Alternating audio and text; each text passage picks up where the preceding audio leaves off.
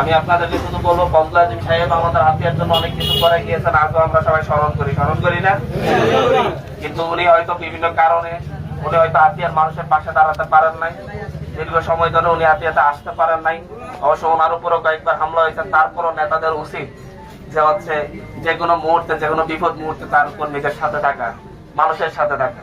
হয়তো উনি যদি হাতিয়াতে নিয়মিত থাকতেন তাহলে হয়তো হাতিয়াতে মোহাম্মদ আলী এত বেশি প্রভাব বিস্তার করতে পারতো না, মানুষের উপরে এত বেশি অত্যাচার নির্যাতন করতে পারতো না।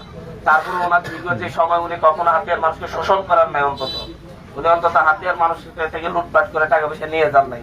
এই জায়গা থেকে আমরা ফজলুল আজিম সাহেবকে অবশ্যই শ্রদ্ধা করি। উনি অসুস্থ, ওনার জন্য দোয়া করবেন। আমি দেখা করে এসেছি, উনি আমাকে বলেছেন যে হচ্ছে তোমাকে সকল ধরনের সহযোগিতা করব এবং আমাকে বলছেন সকল ধরনের দিক নির্দেশনা দিবেন।